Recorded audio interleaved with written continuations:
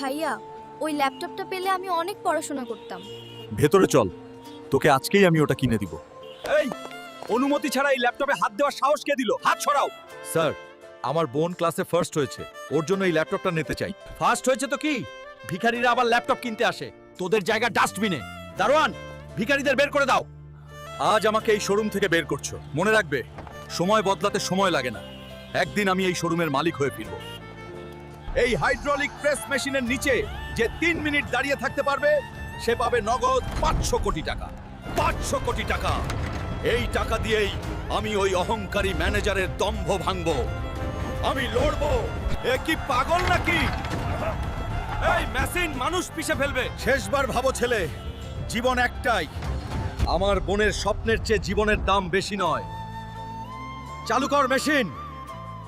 কি ভার, মনে হচ্ছে পাহাড় ভেঙে পড়ছে। এই চাপটা সহ্যের সীমা ছাড়িয়ে যাচ্ছে না, আমি আর পারছি না।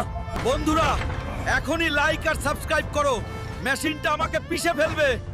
তাড়াতাড়ি শক্তি দাও। ধন্যবাদ বন্ধুরা। এই শক্তিতেই আমি জিতেছি। সে হাইড্রোলিক প্রেস ভেঙে 500 কোটি টাকা জিতে নিয়েছে।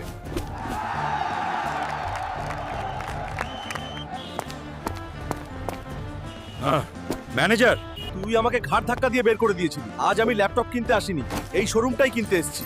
কাগজে সই করে দে। আজ থেকে আমি এই শোরুমের মালিক, আর তুই আজ থেকে এই শোরুমের ঝাড়ুদার। এই ঝাড়ু দিয়ে ফ্লোরটা ভালো করে পরিষ্কার কর।